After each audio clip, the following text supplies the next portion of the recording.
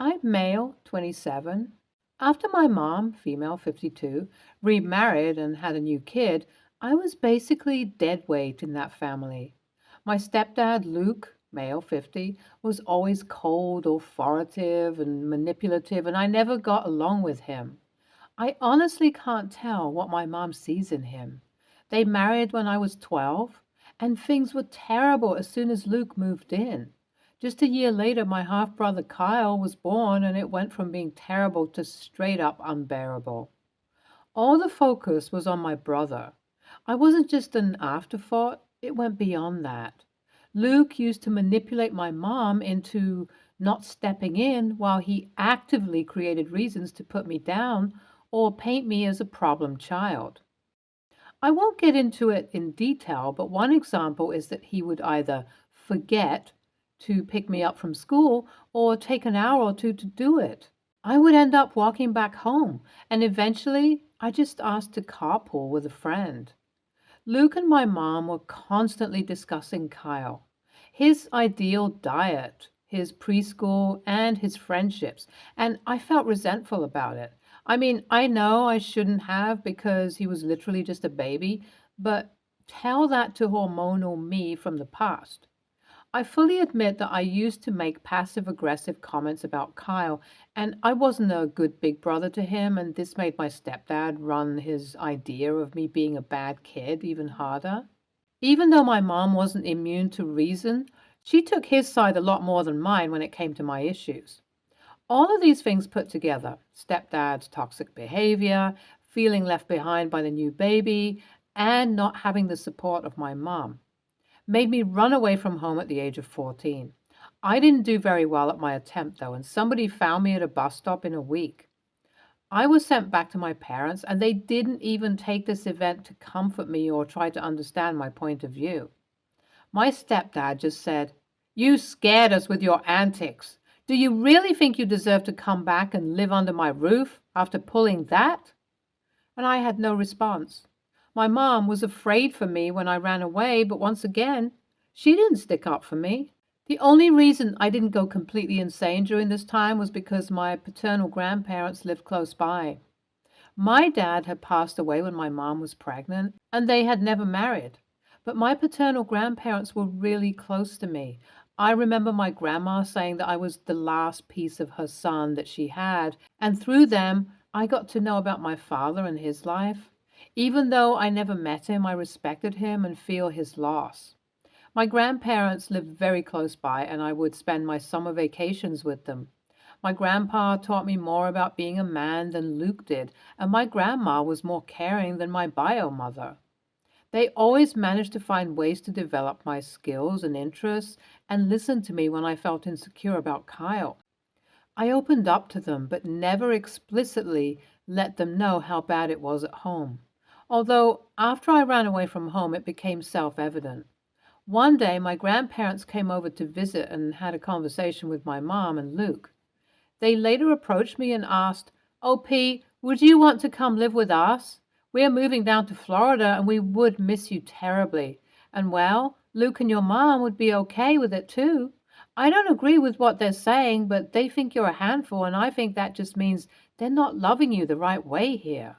I never expected that turn of events to take place, but it did. I immediately said yes and prepared to move to Florida. I wasn't shocked when Luke and my mom barely reacted to me leaving. I lived with my grandparents, and the change in my mental state was crazy. Obviously, it took a little time to adjust to Florida. There are a lot of old people there, but I made new friends in school and kept in touch with my old friends online. Eventually, I decided to pursue engineering, and my grandparents covered my tuition costs out of their retirement money. It was a very generous act by them, and I really appreciate it to this day because when I talked about it on a call with Luke and Mom, they said it wasn't financially possible for them. I think that was BS because they were quite well off back then, but I wasn't going to push it. My relationship with them was basically dead. After I only knew about what was going on with them through the limited interactions I had with Mom's side of the family.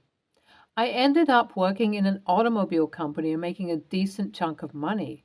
I now live in Texas and I'm looking to buy my first house. I also started a side business restoring old cars in my garage, which is giving me plenty of fun money as well as interesting projects to do. Last month it was Kyle's 14th birthday, and I spoke to him on the phone. He was polite to me and has turned out to be a pretty decent kid. I've only started reconnecting with him recently because it took me a long time to let go of the resentment that I held against him. When I did, though, I realized he was a good person and my attitude against him was irrational. Anyways, he said he wanted to get into gaming, so I thought I could give him a nice gaming PC. Nothing extravagant, but it was around $700. This was also the first time I was visiting Luke and my mom in ages. When I visited, I was shocked to see the state of the place. A lot of the furniture from my childhood had been sold off, and it was clear they were struggling financially. When I gifted Kyle the PC, I could tell my mom and stepdad were taken aback. They asked me more about my work, and I stupidly gave them my role. It was clear that I was making a lot of money, and I mean, they would have known if they ever asked me about my life, but oh well. Anyways, money talks didn't rear their ugly head again, and I drove back home.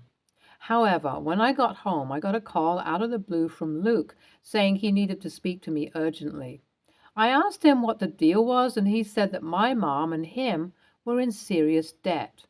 Because of that, they ended up spending Kyle's college fund and paying off installments, and after seeing my perceived wealth, they wanted me to chip in.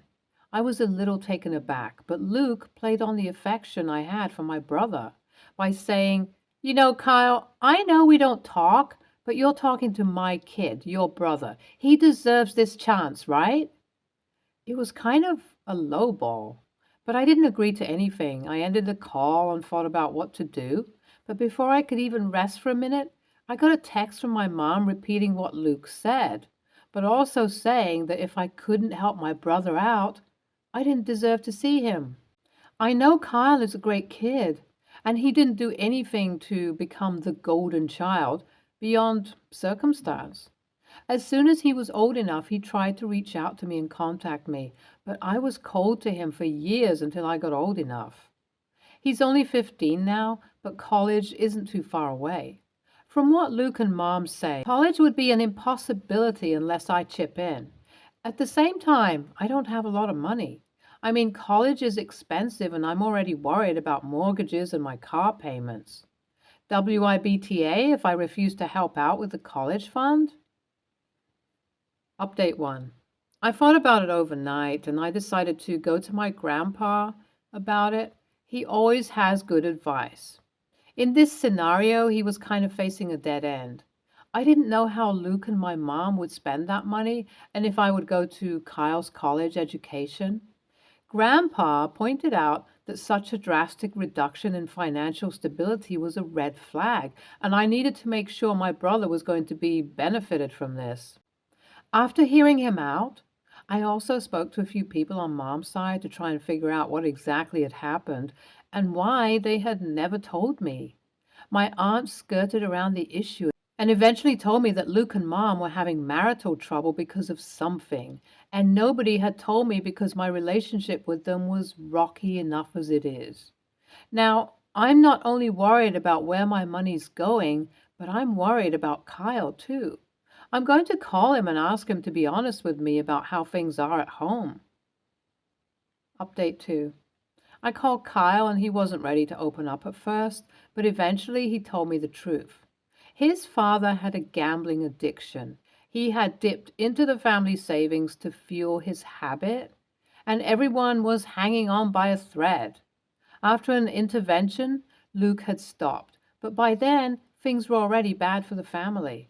That's not all, though. He also confided in me that his dad was emotionally abusive and made him feel like trash. It was the same cycle I went through, just happening with him again. After making him their golden child, Luke gave up on him just like he gave up on me. I gave him support and reassurance and told him that if it ever got too much, he could come to stay with me. Update 3. I called Luke and gave him a piece of my mind. I told him that I didn't trust him and also let out a lot of anger from the past.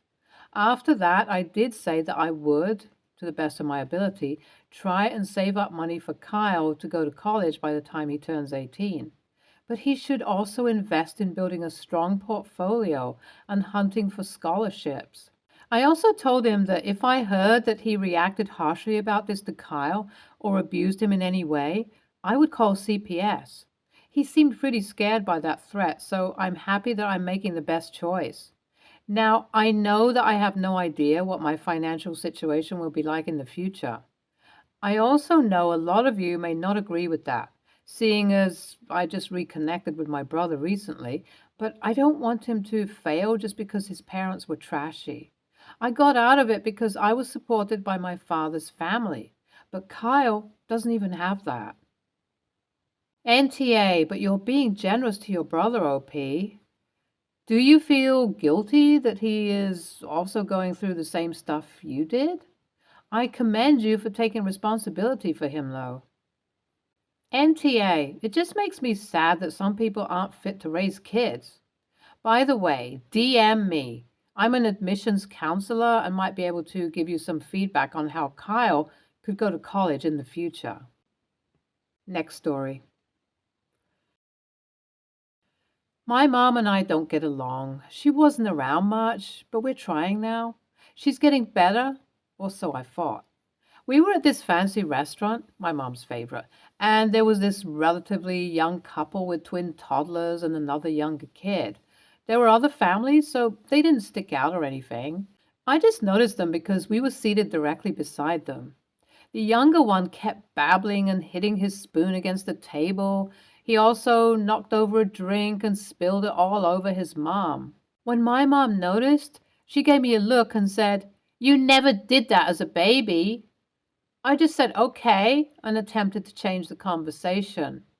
Then one of the twins had to use the washroom, I think, so Dad took him while Mom and the other two kids were still seated. She was taking photos of her kids and told them to say cheese, and the other twin said cheese a little too loudly before erupting into giggles. The younger one thought that was hilarious and started hitting his spoon harder.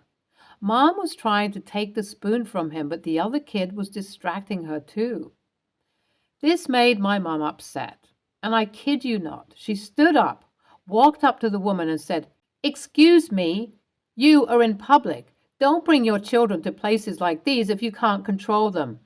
Just by looking at you, I can tell that the kids make the rules and you follow them. People like you give parents a bad name." She then looked at the boy and went, "Behave," real sternly. The women seemed too shocked to speak, and honestly, so was I. My mom looked really satisfied, though, and told me that she never let me and my siblings out the house until we were a certain age, and ranted about how selfish the parents are. I was still in shock because who just does that? I asked my mom what she was thinking, and she excused her behavior with, "I'm a retired teacher and a full-time parent. I know what I'm doing." That made me upset because she is most definitely not a full-time parent. Maybe for the first 5 years of my life, but definitely not for a long time after that, and definitely not now either. I walked up to the woman. Her husband was back, and it seemed like she was filling him in. I told her that I was so sorry for my mother's actions and reassured her that my mom is not someone anyone should take parenting advice from. I called her kids cute, then left after paying the bill. My mom's absolutely furious and apparently extremely humiliated and embarrassed. She said that after I left, the woman's husband approached her and told her to mind her own problems with her own kids, and it embarrassed her to death. She said that I had no right to expose our issues, etc., etc. I do feel a little petty, and my dad thinks we're both being childish, which isn't wrong. But Jesus Christ, AITA?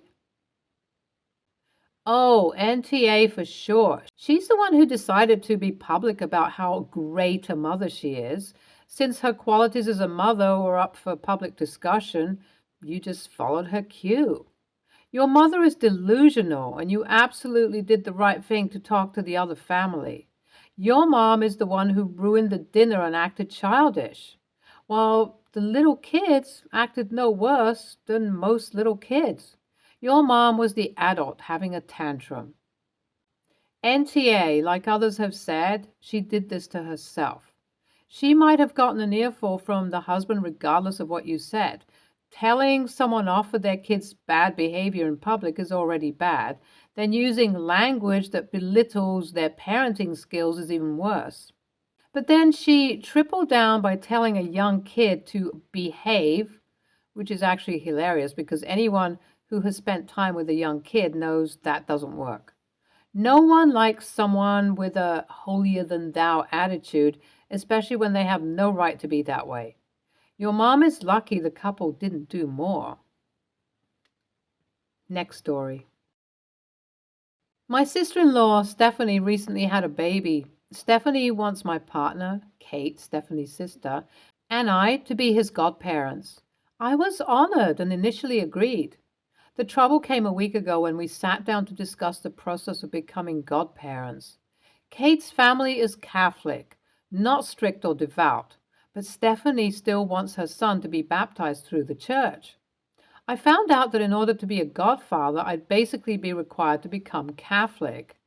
I'd need to be confirmed by the church and would be strongly encouraged to attend weekly mass, pay tithes, etc. after being confirmed. Kate and I would also need to meet with the priest to discuss our living situation because we live together. We've been together for 14 years, but are not married through the Catholic Church. I'm not religious. If I had to identify, I'd probably say agnostic, maybe leaning toward atheism. And I don't feel comfortable with converting to Catholicism in order to be my nephew's godfather. I explained this to Stephanie, and she got very upset.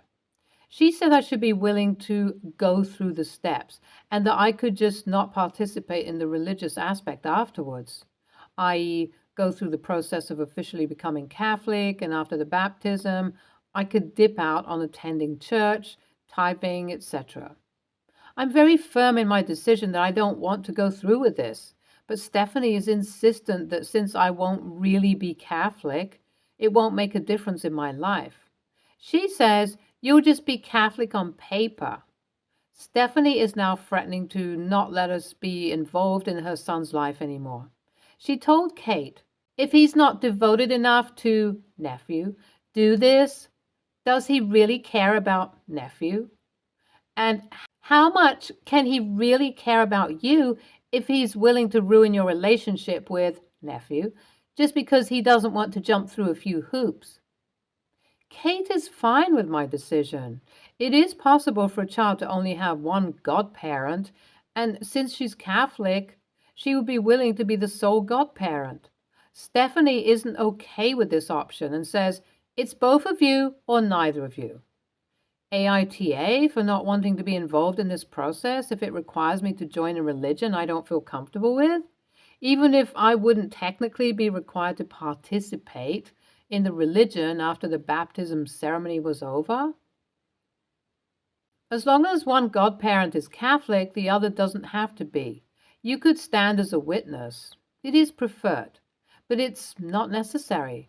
Also, I'm not sure Stephanie understands what goes into becoming Catholic. You don't take a few classes and you're done. It is a year-long process with a lot of meetings, personal discussions, and evaluations. It is a lot to ask. If Stephanie is throwing out ultimatums, let her. Call her bluff. The bottom line is she is expecting you to follow her beliefs for her convenience, but she will not allow you to follow yours. NTA. NTA. I am a godfather in title only, myself. But if it forced me into a religion, regardless of how involved I would have also declined. It's an unreasonable request. P.S. Stephanie is an idiot trying to correlate not willing to join a religion to not loving your nephew. If you really want to be petty, write a letter to her priest. Explain the situation and say you're confused because you always considered it to be a big deal and were jealous of folks that had the conviction to be part of the church. Tell him you are uncomfortable with the picture of Catholicism sister-in-law has provided, and ask him if it really isn't a big deal to convert and whether you should go ahead if you don't really believe. Personally, I think this would be valuable advice if you wrote the letter in earnest, and I would be wary of laying it on too thick. But you could choose to drop some lines like, apparently my discomfort is a sign I don't love my nephew. Surely that's not true, is it? I am almost certain you would get a very reasonable and thoughtful response. But best of all, you now have a written authority on the matter you can cite and embarrass sister-in-law if she ever tries to speak for the church again. Stay tuned for more stories from our girl relationships.